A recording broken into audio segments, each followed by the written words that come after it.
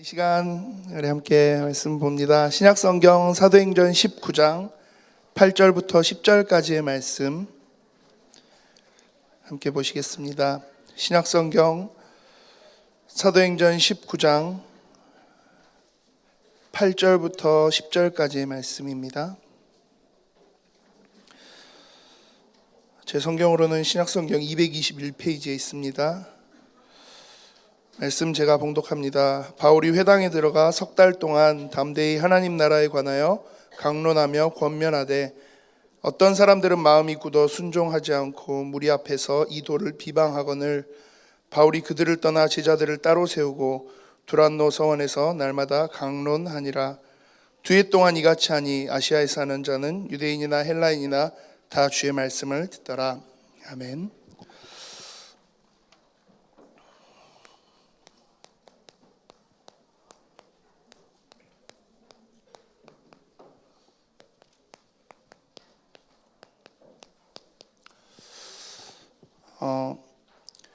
담임 목사님께서는 오전에도 저희 광고 때 함께 말씀드린 것처럼 우리 고창 창대교회에서 렘넌트 헌신 예배를 함께 하면서 담임 목사님 강사로 강력히 요청을 하셔서 또 목사님께서 창대교회 렘넌트 헌신 예배를 함께 섬기기 위해서 가셨습니다. 또 마치시면 오늘 또 바로 비행기 타시고 또 LA로 출국하시는 그런 일정이십니다. 그래서 못 들리고 바로 고창에서 바로 공항으로 가셔서 이렇게 쭉 이동 한 주간 스케줄들을 또 시작을 하시게 됩니다. 어떤 의미에서 봤을 때 저는 그런 것 같아요.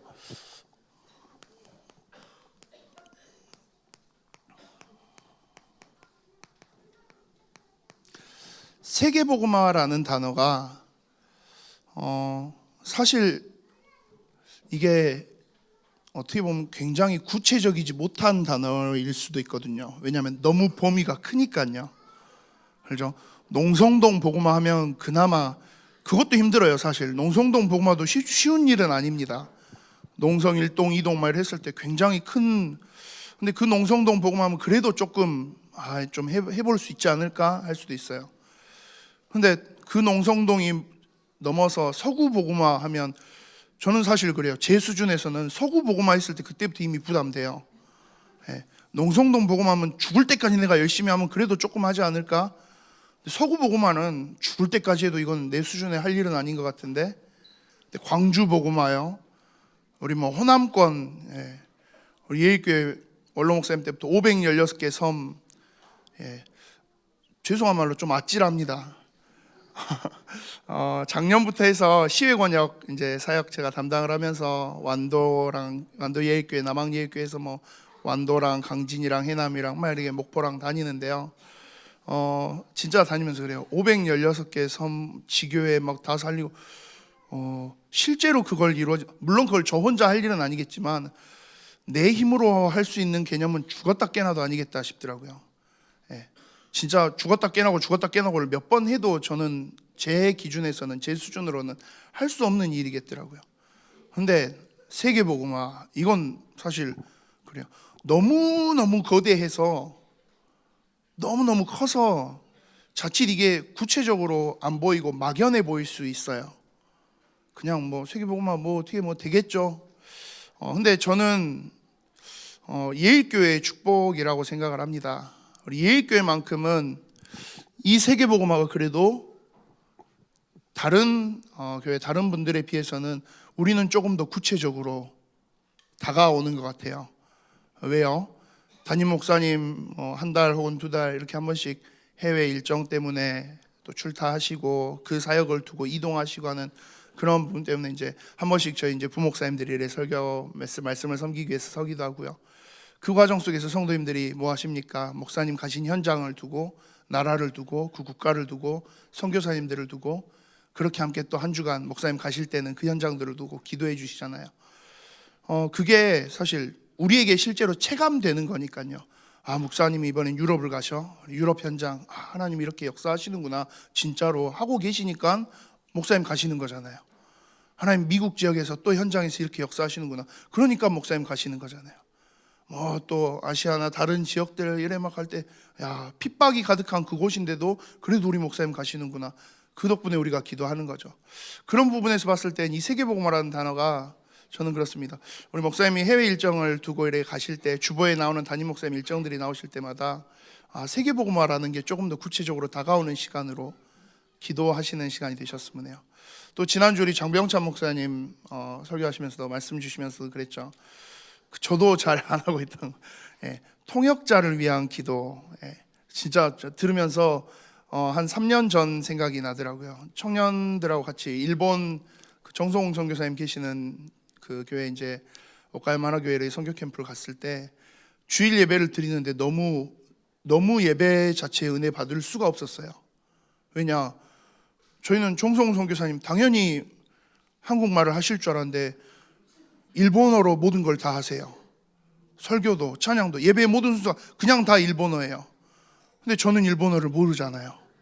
그러니까 뭐 분명히 순서상으로는 이제 그 감이 있으니까요. 신앙 고백 사도신경 하나 보구나 하는데 사도신경을 하는데도 옆에선 다 뭘로 하고 있어요. 뭐 카미사마 막 하면서 뭐 하고 있는데 정말 힘들더라고요. 은혜 받는다라는 게 그날 불가능했어요. 그러고 있는데 이제 겨우 이제 설교 메시지 시작하실 때쯤 통역기 이제 이렇게 받아서 막 귀에 끼우고 했더니 이제 그 통역하는 그 너무 반가운 한국말이 이렇게 들리더라고요. 어찌나 감사한지, 정말 얼마나 감사했던지. 그러면서 그때 좀 그 생각을 많이 했어요. 이 언어 하나 이거 막 통역이라는 게 얼마나 중요한 존재인지를. 그러면 반대로 해외에서 와서 또 해외에 있으면서 다른 언어권에서 이 귀중한 은혜의 자리에 선다라고 했을 때 그들에게 있어서 사실 통역은 메신저하고 거의 똑같은 입장이니까요. 저희 교회 이제 3부 예배 때도 그렇고 예배 때 나오는 자막들도 저희 방송실 함께 해주는 친구들이 참 많이 헌신해 주면서 계속 지금 그 작업을 해요. 한글 자막 밑에 영어 자막 그거라도 띄우려고 해요. 왜요? 저희 교회 실제로 영어를 쓰시고 영어만 그나마 익숙하신 분들이 몇 분 계시거든요.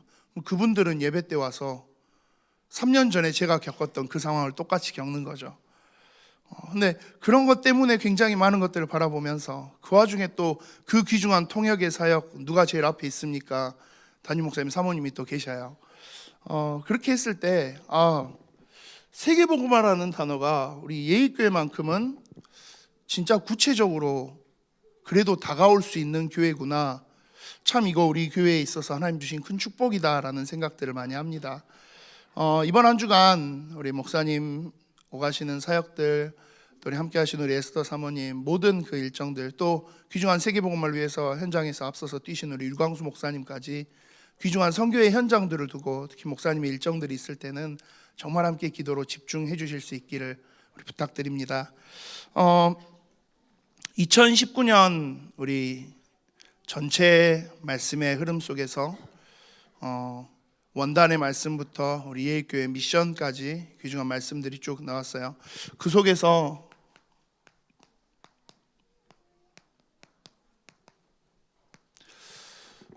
미션 2019 속에서 나오는 단어죠. 흐름을 바꾸는 실현, 개인의 흐름을 바꾸는 복음의 실현.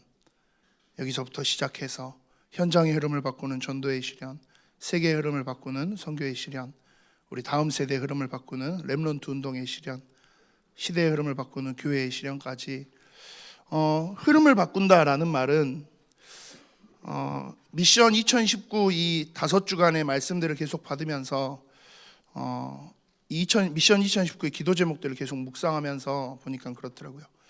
흐름을 바꾼다라는 건 사람의 힘으로 되어지지 않아요. 계곡에서 물살이 막 이렇게 흘러올 때 힘이 세고 힘이 없고의 차이는 하나 있습니다. 힘이 없으면 그 흐름 물살이 그대로 휩쓸려 내려가요. 힘이 조금 있으면요 물살을 거슬러서 올라가는 것까지는 할 수 있어요. 근데 아무리 사람이 힘이 세도 그 물살의 흐름을 바꾸는 건 불가능해요. 제가 아무리 막 이렇게 해서 막 힘 세다 해도 어디 무등산 계곡에 흐르고 있는 물줄기 흐름을 바꾸십시오. 그건 제가 가서 못 할 거예요. 할 수 없는 일이에요. 흐름을 바꾸려면 어떻게 해야 됩니까? 지진이 나든지 뭐 다이너마이트를 터뜨리든지 무등산에 산사태가 나든지 초자연적인 뭔가가 일어나서 땅이 바뀌어야 물길 흐름이 바뀌는 거예요. 그렇죠. 그러면 흐름을 바꾸는 이것 자체가 내 능력, 내 수준으로 할 수 있는 개념이 아니라는 이야기죠. 그래서 뭐가 필요해요? 이 시련이 필요한 거예요. 그래서 정말로 하나님이 실제로 역사하시는 것, 하나님 주신 복음의 능력이 실제로 드러나서 역사하는 것, 이게 필요하다는 거예요. 지식으로만, 이론적으로만, 그냥 말로서만 그게 아니고 정말 우리의 삶 속에서 실제로 하나님이 주신 은혜와 능력이 드러나야 된다는 거예요. 그게 있어야 우리의 현장을 살릴 수가 있어요. 이 시대, 이 세상, 우리의 현장, 우리 렘넌트들이 살아가는 이 시대의 문화와 흐름, 그 속에서 우리의 힘으로 어머니 아버지가 아무리 잔소리하고 난리를 쳐도 아이들은 이미 그 흐름 속에 그대로 가요. 그 속에서 이 아이들을 우리 엄마 아빠의 힘으로 바꿔낼 수 없어요. 뭐만 가능해요? 결국 오직이라는 단어죠. 우리에게는 그래서 시련이라는 게 필요한 거예요. 제1 RUTC 운동, 제2 RUTC 운동, 제3 RUTC 운동, 이걸 막 우리가 외워요. 그래서 막 전도자의 삶 62가지 막 외워요. 필요해요. 그런데 그 속에서 가장 중요한 건 무엇입니까?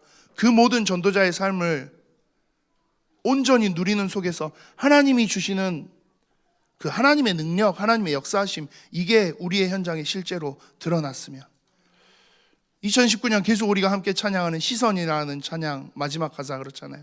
하나님이 일하기 시작하신다고요. 그럼 진짜 끝인 거죠. 반대로요, 하나님이 일하시지 않는다면요, 우리가 아무리 난리를 쳐도 안 될 일인 거예요. 내가 아무리 열심히 하고 악에 바쳐서 무언가를 해내도 하나님이 일하시지 않는다면요. 그래서 그게 우리에게 있어서 전부라는 거죠. 그래서 시련이라는 단어 2019년 우리가 붙잡고 함께 해야겠죠. 그러면 이 흐름을 바꾸는 시련을 위해서 우리에게 무엇이 필요합니까? 그래서 집중이라는 단어가 나오고 있는 거죠. 지난 한 주간 우리 정교인 집중 기도회로 함께 하셨죠. 너무 감사한 시간이었어요. 감사함과 비례해서 힘들기도 한 시간이었어요. 저는 잠이 되게 많은 사람이다 보니까 잠을 잘 못 이겨요, 제가. 그래서 막 운전하다가도 자고 막 참 많은 일들을 일으키고 다니고 있는데, 사실 굉장히 부끄러운 이야기죠. 교역자가 목사가 돼갖고 저 새벽기도도 맨날 못 나오고, 근데 제가 이제 그 수준인 거죠. 제 건강 관리하는 거, 체력 관리하는 거 뭐 그러고 있는데, 금요일쯤 되니까 금요일 새벽기도 나오면서부터는 거의 비몽사몽으로 나왔던 것 같아요. 그 속에서 근데 왜 그렇게까지 우리가 막 새벽에 나오고, 감사한 건 정말 우리 많은 성도님들이 집중 새벽기도에 함께 해주셨어요. 그 시간들 우리가 무엇 때문에 나와서, 무엇을 위해서, 무엇을 향해서 집중했습니까?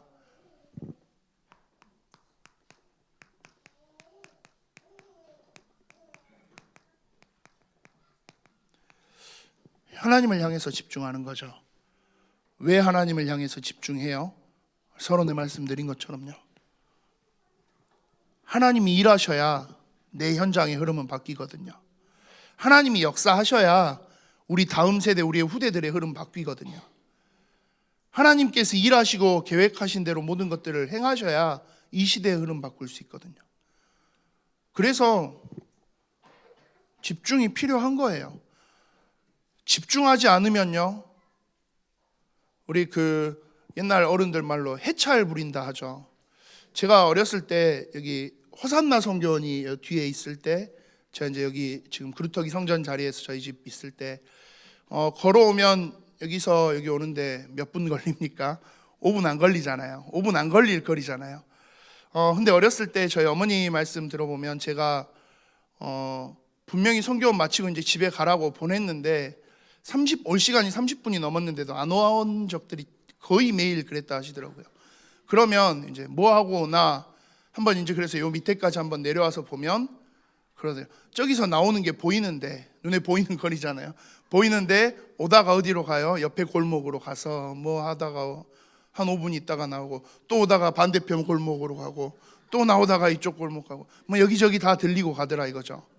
그래서 이제 저희 어머니가 골목골목 못 들어오게 하려고 위로 돌아서 상공회의소 쪽으로 돌아서 와라 그랬더니 제가 1시간이 있다가 오더라 하더라고요. 왜요? 상공회의소 위로 돌았더니 그 앞에 그 당시에 우리 손남순 권사님 예전에 하시던 풍성제가 있었거든요. 갔더니 이제 뭐 빵 주시고 뭐 주시고 하니까 그렇게 먹고 뭐 주고 이제는 아예 안 나오는 거죠. 그때 저희 어머니가 계속 하셨던 얘기가 제발 갈 때 해찰 부리지 말고 가라고. 집중에 반대. 저는 제 기억에서는, 제 수준에서는 그렇더라고요. 근데 집중하지 않고 오면 그나마 다행이죠. 만약 제가 온전히 집중해서 왔으면 뭐 저희 어머니가 걱정 안 하셨겠지만, 어머니가 걱정하는 건 뭡니까? 그래 해찰 부리다가 여기저기 딴 데 가고 이렇게 다니다가 혹시라도 무슨 일이 터지면 뭐 그 이유 하나잖아요. 영적으로도 마찬가지인 거죠. 아니 잘 왔으니까 괜찮은 거 아니에요? 예, 괜찮긴 한데 위험 부담이 너무 커요. 뭐 정신 이상한 사람이 와서 잡아가고 뭐 납치되고 차 사고라도 너무 그게 많은데, 어머니들의 걱정은 그거였거든요. 그러니까 정신 똑바로 차리고 바로 집으로 와라. 집중의 개념. 저는 집중이라는 단어를 조금 그렇게 이해를 해요. 내가 그냥 하나님 바라보고 온전히 가면 될 건데 어때요? 좀 뭐 돈도 좀 벌어야 될 것 같고, 내가 뭐 이것도 해야 될 것 같고, 그 와중에 뭐 예배 시간도 있는데 아이고 오늘은 뭐 드라마가 재밌을 것도 같고, 오늘은 내가 뭐 축구도 조금 해야 되겠고 농구도 좀 해야 되겠고 뭐 많아요. 정신없이 많아요. 그래도 뭐 잘 사는데요. 예, 잘 살죠. 근데 위험 부담이 그만큼 많잖아요. 그러다가 혹시라도, 그 이야기거든요. 반대로 집중해서 간다면 어떻게 돼요? 집중한다라고 했을 때 분명한 거 하나는요, 결과가 나타나요. 집중했을 땐 반드시 집중에 따른 결과가 나타나요. 그 결과는 무엇입니까? 근데 심지어 다른 데 집중하면 어떤 결과가 나와요? 지난주 우리 담임 목사님 말씀에서 그랬죠. 다른 것, 틀린 것에 집중하니까 집착하고 중독되고. 근데 우리가 하나님을 향해서 집중한다면 어떤 결과가 나올까요? 하나님을 향해서 집중할 때 이 결과가 나올 수 있다는 거예요. 왜 내 현장에 하나님의 은혜가, 하나님 주신 복음의 능력이 실제로 드러나지 않습니까? 그러면 점검해 보면 돼요. 왜? 나는 하나님 앞에 얼마나 집중하고 있지? 하나님이 실제로 일하시는, 하나님이 어떻게 하면 실제로 일하실까요? 하나님이 원하시고 계획하시는 방향이 있다면 그곳에서는 하나님 언제든지 일하시겠죠. 역사하시겠죠. 근데 내가 하나님께 집중하지 않으니까 하나님이 무슨 계획을 가지고 계시는지, 하나님이 뭘 하시고 싶어 하시는지 전혀 몰라요. 뭐만 해요? 내 하고 싶은 것만 해요. 하나님은 이쪽에서 일하고 계시는데 나는 이쪽에서 있어요. 하나님은 이쪽에서 나를 기다리시고 있는데 나는 이 골목 저 골목 자꾸 가봐요. 그리고 나서 뭐라 해요? 우리 집은 왜 이렇게 멀지? 우리 집까지 가는 길은 왜 이렇게 오래 걸리지? 우리 엄마는 왜 안 나타나지? 속 터질 일이죠. 근데 사실 하나님 우리를 바라보시면서, 저를 바라보시면서 그런 마음이 드시지 않을까 많이 생각해요. 그래서 우리에게 필요한 것, 하나님을 향한 집중이 필요하다는 거죠. 그리고 여기에 더해서요,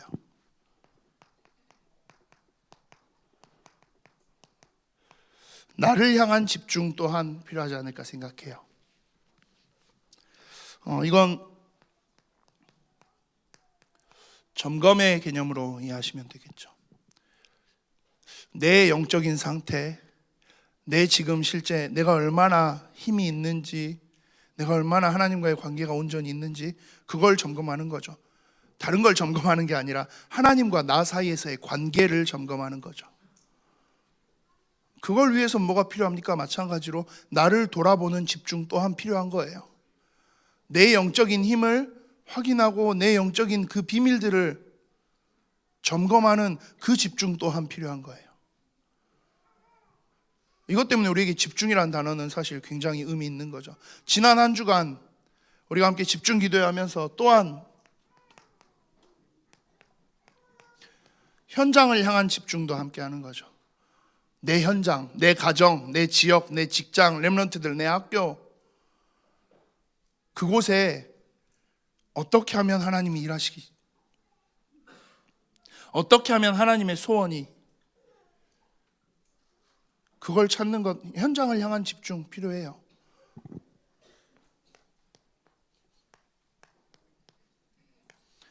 현장을 향한 기도 제목 이 안에서 발견되어지는 거죠. 자, 이 집중을 위한 한 주간을 저희가 보냈습니다. 그러면 자, 이제 집중하는 시간이 끝났다. 끝. 이제 다시 일상으로 돌아오자. 이제 새벽에 일어났는데 힘들었으니까 좀 이제 늦잠도 자고 좀 체력도 보충하고 이렇게 하자. 그렇게 간다면 이 집중이 의미가 있을까요? 아니죠. 그래서 집중의 시간표로 저희가 한 주간을 보낸 이제 새로운 이번 주 한 주간, 저는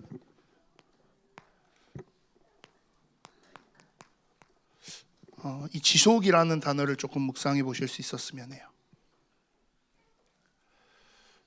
집중해서 하는 것, 집중이라는 단어는 그래요. 순간적으로 시간과 모든 것들을 딱 모아서 이곳에 집약시키는 걸 말해요. 근데 이건 사실 계속 할 수는 없는 일이에요. 그렇죠. 집중을 죽을 때까지 평생 계속 집중하십시오. 그건 아니에요. 집중을 하면 반드시 무슨 시간도 있어야 됩니까? 휴식 시간도 있는 거예요. 좀 쉬어가는 시간도 있어야 되고. 그런데 그렇다고 해서 집중했으니까, 한번 집중했으니까 이제 이 휴식을 길게 가볼까? 그건 앞에 집중 자체를 의미 없게 만드는 일이 돼버려요. 제가 예전에 아직도 의욕은 있어요. 살을 뺄 거라는 의욕은 분명히 있어요. 그래서 헬스장을 한번 등록을 한 적이 있어요. 헬스장을 등록을 해서 이게 돈 안 내고 하려고 하니까는 별로 이렇게 강제성이 없더라고요. 그래서 진짜 있는 돈 없는 돈을 털어서 8만 원을 내고 헬스장을 등록을 한번 했어요. 진짜 해야지. 3일을 열심히 가서 했습니다. 진짜 막 알배겨 가는데 막 울면서 했어요. 그리고 이제 그 다음 날 넷째 날 됐는데 도저히 못 움직이겠어요. 그래서 그래, 운동에도 휴식이 필요하다 그래서 하루를 쉬었습니다. 근데 진짜로 필요해요. 그래서 하루를 푹 쉬고 이제 자, 그 다음 날부터 해야지 하는데 아직도 어깨가 뻐근해요. 그래서 하루를 더 쉬었어요. 3일 하고 이틀 쉬고 이 정도면 괜찮지. 근데 그 다음 날 됐는데 여전히 어깨가 계속 뻐근해요. 어때요? 1대1로 맞추자 싶어서 3일 운동했으니까 3일을 쉬었어요. 그리고 이제 4일째 돼서 갔을까요? 안 갔을까요? 아니요, 갔어요. 가서 이제 다시 운동을 시작하자. 열심히 하루를 했어요. 그 다음 날 됐는데 무슨 생각이 와요? 어제 했으니까 오늘은 쉬어도 되지 않나? 그래, 쉬었어요. 그리고요, 끝이에요. 8만 원 내고 헬스장 4일 갔어요. 나름 정말 집중해서 운동했거든요. 막 영상도 찾아보고 막 주변 운동하는 분들 막 물어보면서 막 호흡은 어떻게 하고 막 다 이렇게 해서 했어요. 근데 그거 그냥 한 번 딱 하고 나니까 그 다음 게 후속이 온전히 이루어지지 않으니까 어떻게 돼요? 이 지속이라는 개념이 나타나지 않으니까 어떻게 돼요? 집중해서 해놓고 나온 결과, 이 결과가 없어지는 거예요. 날아가 버려요. 그래서 집중이라는 시간표 이후에 꼭 중요한 것, 지속이에요. 그러면 어떻게 지속할 거냐? 자, 집중을 지속할 수는 없거든요, 사실. 이거는 쉽지 않아요. 집중은 말 그대로 집중이에요. 집중했다면, 자, 그 다음엔 이게 꼭 내가 집중해서가 아니더라도 쭉 이어갈 수 있도록 어떻게 할 수 있지? 공부할 때 언제 제일 집중해서 공부합니까? 시험 기간에 집중해서 공부해요. 이유는 뭐예요? 평상시에 공부 안 해서 그래요. 알죠? 평상시에 진짜 공부하는 친구들은 시험 기간 돼도 그다지 난리치지 않아요. 근데 평상시에 공부 하나도 안 하고 있던 친구들이 시험 앞두고 나면 어떻게 돼요? 난리가 나요. 막 집에서 아주 오만 예민함은 다 부리고 막 호들갑은 다 떨고, 그런 친구들 보통 보면 성적 잘 안 나와요. 진짜 제가 중학교 다닐 때 저희 학교에 저랑 똑같은 배씨 친구가 한 명 있었어요. 그 친구는 전교 1등을 졸업할 때까지 한 번도 안 놓치고 계속 했어요. 저는 서석중 나왔는데, 심각할 때는 서석중에 검도부가 있어요. 운동하는 검도부 친구들. 제가 검도부 친구들보다 성적이 안 좋았어요. 그러다 보니까 선생님들 말이 계속 하죠. 똑같은 배간디 한 놈은 그 친구는 막 이렇게 해주고, 저는 근데 참 웃긴 거는요, 그 전교 1등 하는 친구 같은 경우는 어쨌냐면 놀 걸 다 놀아요. 이해할 수 없는 게요, 수업 시간에도 한 번씩 저랑 장난쳐요. 야, 오목 둘래? 빙고 할래? 뭐 해요. 전교 1등이 하자니까 하는 거죠. 저도 얘는 뭐지? 심지어 학교 끝나고 축구도 해요. 얘는 괜찮은가 보다. 그래서 마음속에 그 생각을 했어요. 당당하게 저희 어머니한테도 이야기했어요. 너 공부 안 하냐? 아, 엄마 나 오늘 우리 전교 1등이랑 축구하고 왔어. 저희 어머니 좋아하시더라고요. 아, 그래? 근데 시험 봤는데 성적은요, 요놈은 그대로 전교 1등, 저는요 318명 중에서 317등을 했거든요. 한번 저희 어머니 아버지는 한 번도 저한테 공부 가지고 혼낸 적이 없어요. 오직 예배 가지고만 혼냈었지. 근데 그때 한 번 중3 때 마지막 시험 한 번은 혼내시더라고요. 이건 조금 아니다고. 이해가 안 돼요. 왜 저놈하고 나하고 똑같이 놀았는데 쟤는 되고 나는 안 되지? 왜요? 그 친구는요, 나중에 고등학교 때 한번 만나서 이런저런 이야기하다가 그 친구가 그 이야기를 하더라고요. 고등학교 가서도 여전히 뭐 하고 있어요? 전교 1등 계속 하고 있어요. 나중에 너 대학 어디 갔냐? 물어봤더니 서울대 법대 갔더라고요. 그래, 저놈은 뭐가 달랐을까요? 머리가 천재여서요? 아니요.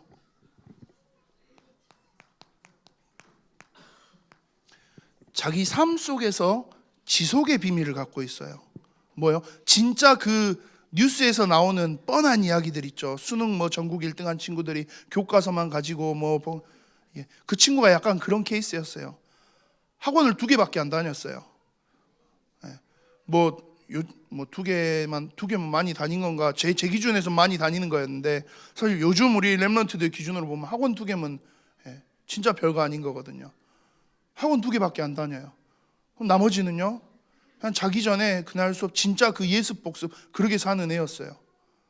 삶 속에 그 비밀이 있으니까 가는 거죠. 그렇게 꼭 그게 있으니까 막 허겁지겁 집중하지 않아도 돼요. 반대로 자기가 조금 공부가 페이스가 늦춰졌다 그럼 뭐 해요? 그럴 때는 하루 이틀씩 날 잡아서 딱 집중해서 공부해요. 그러고 해서 그 페이스를 끌어올리고 나면 어떻게 해요? 다시 자신의 삶 속에서 지속. 이번 주 제가 말씀을 준비하면서 그 친구한테 오랜만에 연락을 한번 해봤어요. 연락했더니 다짜고짜 저한테 계속 웃더라고요. 왜 그랬더니 네가 목사라는 게 아직도 신기하대요. 감사하죠. 그 덕분에 다시 한번 하나님의 은혜를 이야기하긴 했어요. 근데 진짜 그래요. 그 친구를 보면서 저는 이 생각을 정말 많이 했어요. 영적으로도 마찬가지죠. 집중했다면 사실 그래요. 굳이 이 집중을 내가 막 이렇게 난리쳐서 안 해도 될 만큼 내 삶 속에서 지속의 비밀을 가지고 있다면, 자, 그러면 이번 한 주간, 지난 한 주간 우리가 집중 기도회를 함께 하셨습니다. 이번 한 주간 이제는 그걸 그대로 흘려보내고 흐트러뜨려 보내지 않도록 나의 삶 속에서 지속할 수 있는 작은 집중의 것을 한번 찾아내 보세요. 하나님, 매일 새벽 내가 일주일 해보니까 하나님 이거 할만하네요. 매일 할까요? 예, 그럼 매일 하시면 돼요. 하나님, 내가 새벽에는 내가 도저히 안 되겠고요. 저녁에라도 내가 잠깐 시간을 정해서 한번 해볼까요? 예, 그대로 하시면 돼요. 무엇이 됐든 괜찮아요. 딱 한 가지만 안 하시면 돼요. 어떤 거요? 아무것도 안 하는 것. 그것 빼놓고는 이 영적인 도전을 위해서 무엇이든 한 가지만 찾아내시고 삶 속에서의 지속을 붙잡고 도전해 보세요. 이게 이루어져야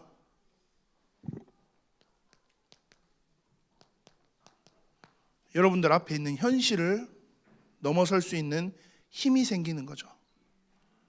우리 앞에 처해 있는 상황을 넘어설 수 있는 힘, 이 안에서 나오는 거죠.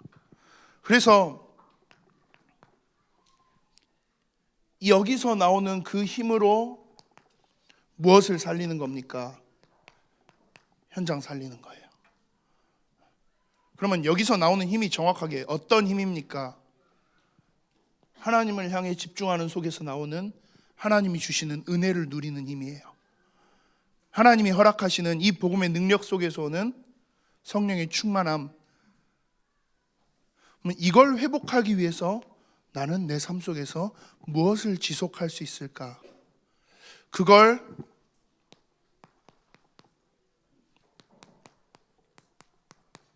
시스템이라는 단어 속에서 활용하는 거죠.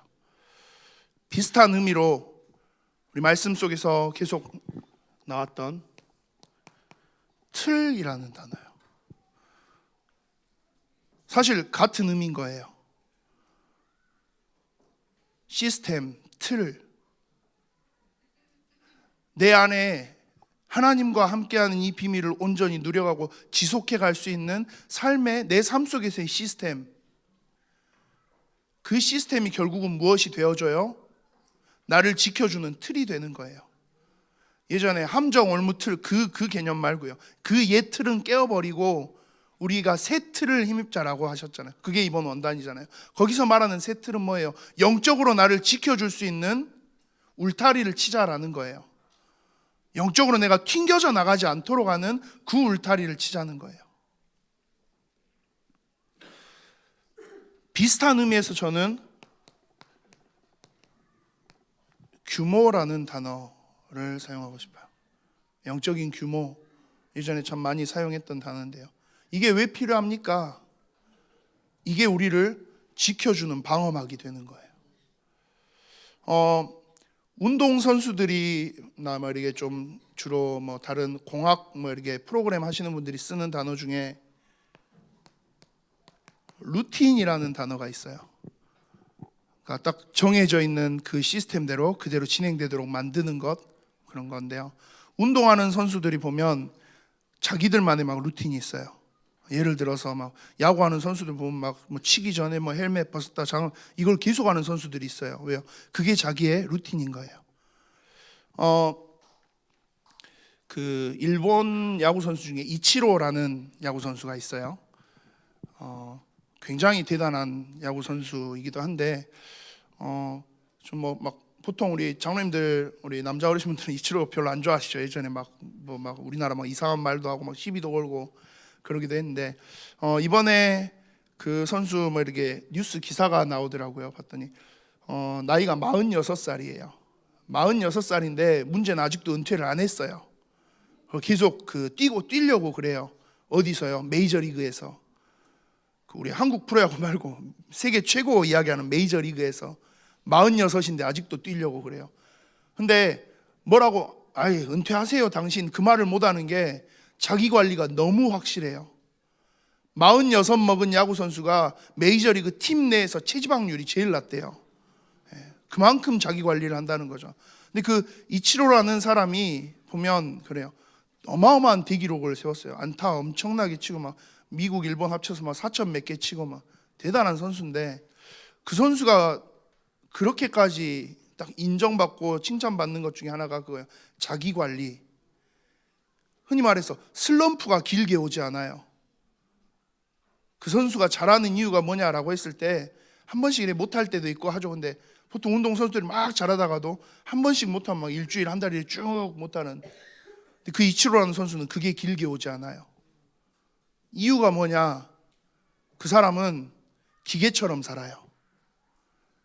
어떻게 기계처럼 얼마나 심하게 기계처럼 사냐 하면 그 1년 내내 시즌 중에는 점심 식사 메뉴가 딱 정해져 있어요.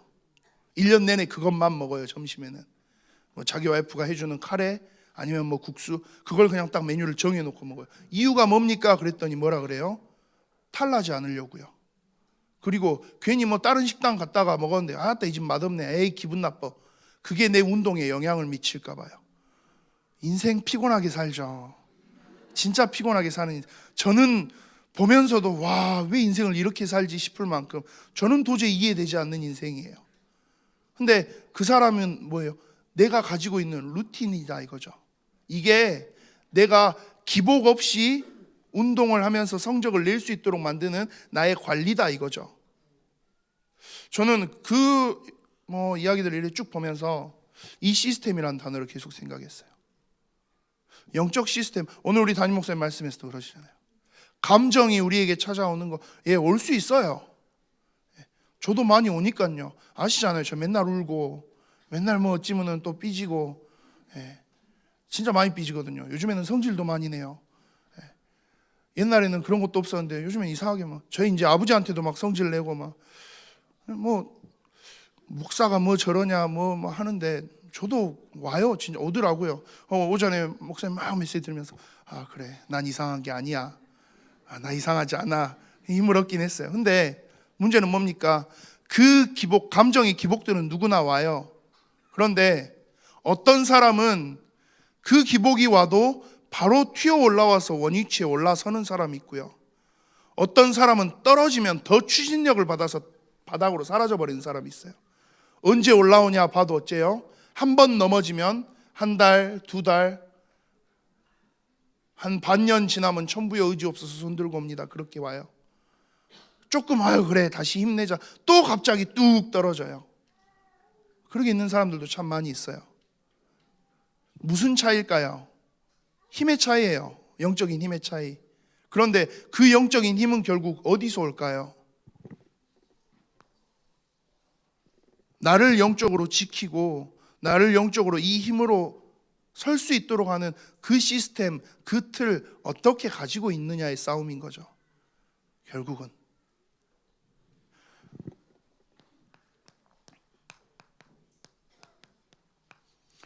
율법적으로 살아라, 율법주의로 살아라, 그 이야기는 아니에요. 근데 사실 그래요. 율법은 이걸 위해서 하나님이 우리에게 주신 틀인 거죠. 이 율법으로 다 치고 욕하고 정죄하고 그래서 그게 문제인 거지, 사실 율법이라는 것 자체는 하나님 우리에게 주신 이 응답의 틀인 거죠. 그래서 예전 성경에서 몽학 선생이다 라고 이야기하잖아요. 너 이대로 가면 위험해, 들어와. 너 이대로 가면 또 한동안 한참 못 들어와, 그만해. 그 선을 딱 그어주는 거죠. 근데 이게 의미를 모르고 그러게 되면 어떻게 돼요? 이게 잔소리가 돼요.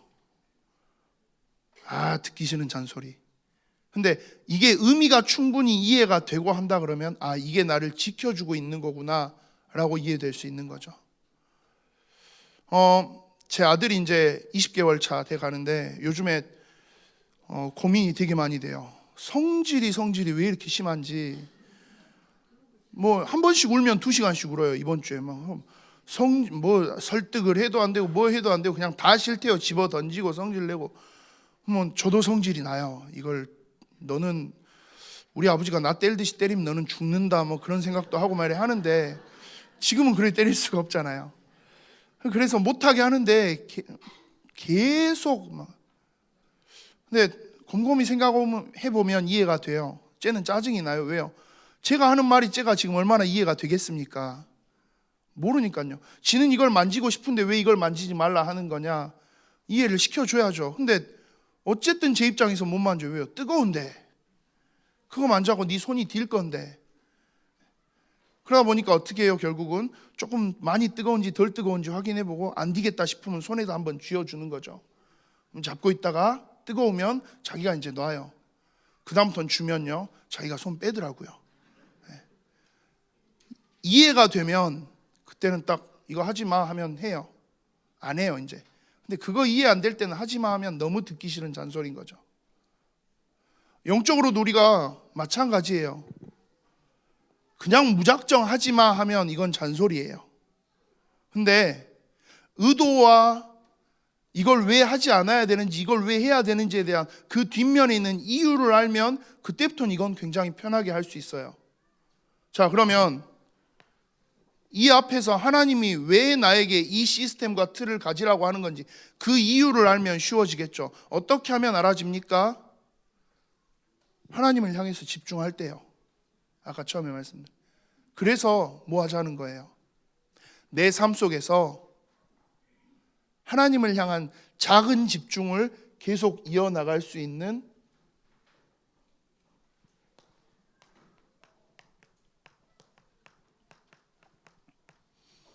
매일의 집중 시스템을 조금 찾아내셨으면 해요.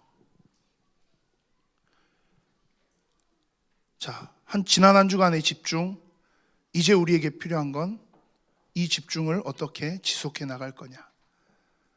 이것만 안 놓치고 설 수 있다면요. 사도행전 19장 8절부터 10절 저희가 함께 읽었는데요. 이 집중의 시스템, 그리고 이 집중을 지속할 수 있는 시스템이 만들어지니까 현장에서 닥쳐온 굉장히 큰 환난과 핍박과 어려움들을 너무 쉽게 이겨냈어요. 제가 8절부터 10절을 다시 한번 읽어보겠습니다. 바울이 회당에 들어가 석 달 동안 담대히 하나님 나라에 관하여 강론하며 권면하되 어떤 사람들은 마음이 굳어 순종하지 않고 무리 앞에서 이 도를 비방하거늘.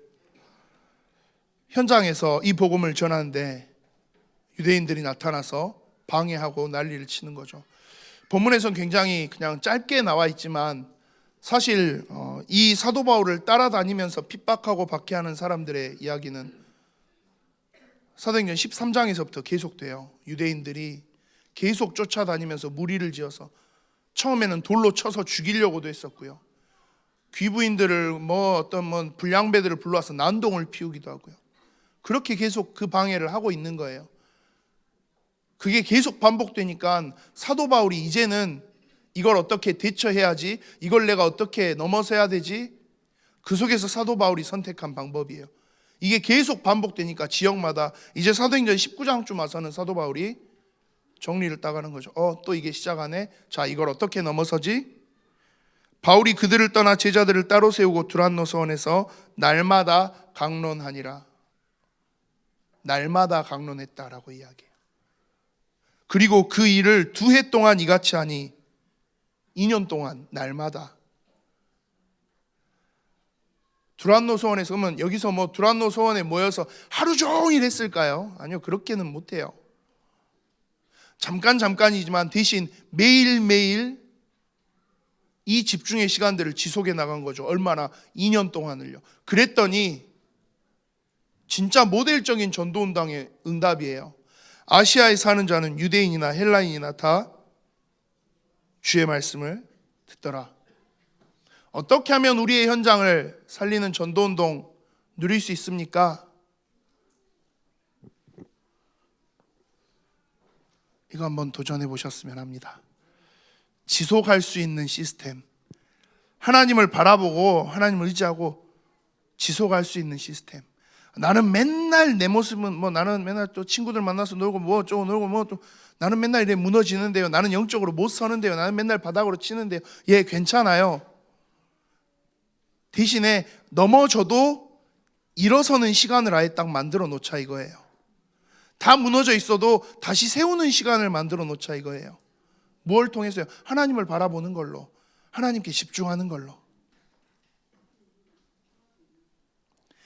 이 비밀을 가지고 서실 때 우리의 현장에 이 에베소의 응답들이 시작되어질 수 있어요. 내 집, 내 주변에 나와 관계된 모든 사람들, 유대인이나 헬라인이나 가릴 것 없이 다 주의 말씀을 듣더라. 집중의 시간표를 이어가는 지속의 시스템 놓치지 않고 서실 수 있기를 소망합니다. 그 속에서 마지막으로요. 가장 좋은 시스템이 무엇일까요? 묵상이라는 단어인 것 같아요. 지난 한 주간 우리 중고등부에서 마루투스 수련회도 하고요. 예일 렘넌트 스쿨 또 함께 했어요. 3박 4일 동안 함께 하는 그 시간 속에서 렘넌트들과 3박 4일 동안 우리 교사들 또 우리 중고등부에서 함께 기도하시면서 묵상이라는 도전을 함께 하셨어요. 묵상은 그런 것 같아요. 하나님 우리에게 주신 가장 좋은 지속의 시스템이에요. 시편 1편 2절에 그렇게 이야기하죠. 복 있는 사람은 오직 여호와의 율법을 즐거워하여 그의 율법을 주야로 묵상하는 자로다. 자, 여호와 하나님이 주신 계명 말씀, 자, 아까 이 율법이요. 이걸 뭐 한다고요? 즐거워해서 주야로 묵상한대요. 자, 묵상을 위한 가장 첫 번째 주야로 묵상. 자, 지속해서 지속의 시스템으로 내가 가지고 간다. 이걸 위해서 가장 중요한 건 뭘까요?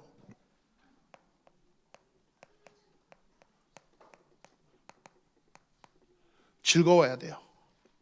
그렇죠? 즐거워야 지속할 수 있어요. 재미없어요. 너무 싫어요. 지긋지긋해요. 지속할 수 있습니까? 못하죠. 그래도 뭐 할 수는 있겠죠. 너무 막 주변에서 막 심하게 찍어 누르면 할 수는 있겠죠. 근데 그거 얼마나 스트레스겠습니까? 여호와의 율법을 즐거워한다라고 했을 때 약간 여호와의 율법은 좀 표현이 이상하지만 저는 그러거든요. 사실 하나님이 구약에 이 시편 기자가 고백할 때 당시의 기준으로 한다면 하나님이 주신 말씀 다 뭐예요? 거의 다 율법이거든요. 그 율법 내용 이건 해라 이건 하지 말아라 약간 잔소리 같은 거예요.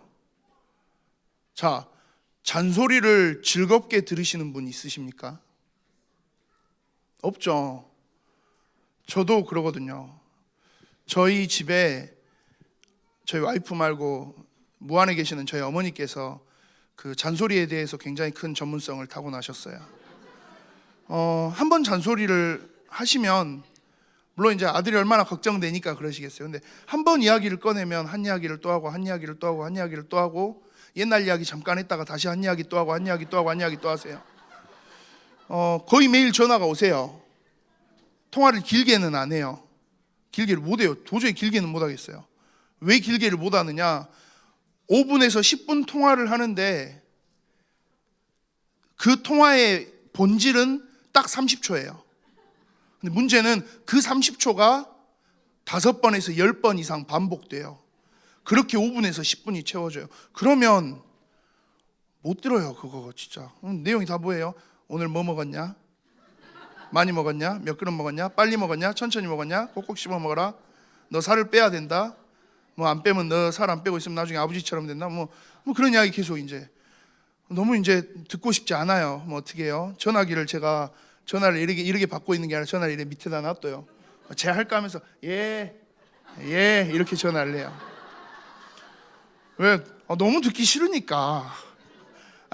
마음은 알아요. 우리 엄마가 나를 이렇게 아끼고 사랑하는구나 알겠는데 그 표현의 방식이 이 잔소리를 견딜 수가 없어요. 그렇더라고요. 저희 어머니한테 이러지 마십시오. 꼭 있으시더라고요. 저희 어머니한테 바로 전화하시는 분들이 계신 것 같던데 그럼 제가 힘들어집니다. 근데요, 똑같은 잔소리인데 제가 그 잔소리를 너무 즐겁게 들었던 적이 제 인생에 한 번 있어요. 언제였을까요? 결혼 전에 저희 와이프랑 연애할 때요. 저희 와이프도 조금 비슷해요. 한 말을 또 하고 한 말을 또 하고 한 말을 또 해요. 결혼 전에 이제 결혼식도 해야 되고 말이야 하니까 이제 살을 빼야 된다라는 이야기를 드디어 이제 본인 입으로 하더라고요. 그러면서 이제 막 전화해서 저희 어머니랑 똑같은 이야기예요. 뭐 먹었냐? 많이 먹었냐? 빨리 먹었냐? 천천히 먹었냐? 이제 존댓말로 하는 거죠. 뭐 먹었어요? 많이 먹었어요? 조금만 먹어요? 잔소리잖아요. 똑같이. 근데요, 그 잔소리는 제가요 듣는데 전혀 기분이 안 나빠요. 심지어 그 잔소리를 제가 얼마를 들어요? 1시간 반씩 들어요. 제가 그냥 전화 통화하고 계속 저희가 이제 광주 대구에 있다 보니까 저희는 이제 얼굴 자주 못 보고 통화로 하는데 심할 때 막 2시간 3시간씩도 통화를 해요. 그러면 그 2시간 3시간 동안 뭐 너무 좋아요 뭐 사랑해요 그 이야기가 아니고 그 잔소리가 2시간 채워지는 적도 있어요. 근데 그걸 들어요. 왜요? 너무 제가 저희 어머니를 사랑하지 않는단 말이 아니에요. 오해의 소지가 있어서 다른 이야기입니다. 근데 제가 너무 저희 와이프를 감정적으로 그때 사랑하니까 어때요? 다 들어줘요. 즐거워서 말 그대로 잠이 와서 전화를 끊었다 뿐이지 그것만 아니었으면 진짜 주야로 계속 그 잔소리 들으면서 있을 수 있어요. 무슨 말이에요? 즐거워한다라는 건 하나님을 사랑하는 데서 시작되는 거예요. 자, 그러면 하나님을 어떻게 하면 사랑할 수 있죠? 하나님과의 관계, 이게 온전히 세워져야 하나님 사랑할 수 있어요. 관계가 세워지지 않고 사랑할 수 있습니까? 관계가 온전치 않고 하나님을 사랑할 수 있습니까? 아니거든요. 자, 그러면 그 관계를 어디서 온전히 세울 수 있습니까? 하나님과의 관계를 온전히 하는 것, 하나님을 향한 집중에서 시작돼요. 돌고 도는 것 같죠? 왜 돌고 돕니까? 근데 이 돌고 도는 걸 우리가 안 해요. 한 번 하고 안 해요. 이 돌고 도는 거를 계속 돌고 돌 수 있도록 지속하면 되는데 그 지속할 수 있는 시스템이 없어요. 자, 이번 한 주간 저희가 우리 예익교회 모든 성도님들 함께 이 지속의 시스템들을 찾아내셨으면 해요. 각자 한번 도전해 보시면 좋겠습니다. 율법적으로 너 기도 수첩 했냐 안 했냐, 기도했냐 안 했냐, 그거 말고요. 검사하는 그 시스템 말고요. 그냥 하나님의 사랑을 내가, 우리 렘넌트들 아까 찬양한 것처럼 막 흘러넘치는 그 하나님의 사랑, 그걸 그냥 내 삶 속에서 누릴 수 있다면, 근데 내가 이거 하고 저거 하고 저거 하고 뭐 하느라고 그 시간을 못 만들고 있다면 그냥 그 시간 한번 정해보자는 거죠. 시스템으로. 내 감정이 바닥을 쳐서 너무 힘든데요, 그래도 시간이 됐네, 자 됐다, 이 시간은 내가 하나님께로 써야지. 그게 영적 규모고 그게 영적인 힘이에요. 어떤 사람이 영적인 힘이 있는 사람입니까? 단 한 번도 흔들리지 않고 끄떡없이 서 있는 사람이 아니고요, 넘어지고 자빠지고 구르기도 하고 울기도 하고, 대신에 얼마나 빠른 시간 안에 하나님 앞으로 돌아오느냐, 그걸 빠른 시간 안에 해낼 수 있는 사람이 영적인 힘을 가진 사람인 거예요. 완벽한 사람이 필요한 게 아니고요, 하나님은 빠르게 하나님 앞으로 돌아오는 사람을 기다리고 계세요. 한 주간 정말 이 지속의 시스템 한번 도전해 보시면서 누구보다도 하나님 앞에 온전히 서시는 우리 예의 모든 성도님들 되시기를 소망합니다. 살아계신 하나님, 귀한 은혜 속에서 하나님이 주신 집중의 비밀 가지고 지난 한 주간을 보내게 하시고, 그 속에서 주신 놀라운 하나님의 은혜와 사랑을 기억하며 이제는 하나님을 향한 지속의 시스템들을 가지고 설 수 있는 우리 예일의 모든 성도님들 되어주도록 주님 축복하여 주시옵소서. 감정이, 상황이, 현실이 우리 앞에 닥쳐올지라도 빠르게 하나님 앞으로 돌아가고 빠르게 하나님의 말씀을 향하여 섬으로써 하나님 주시는 성령의 충만함으로 일어서는 영적 서밋의 응답이 시작되어지도록 주님 인도하여 주시옵소서. 감사를 드립니다. 살아계신 주 예수 그리스도 이름으로 기도합니다.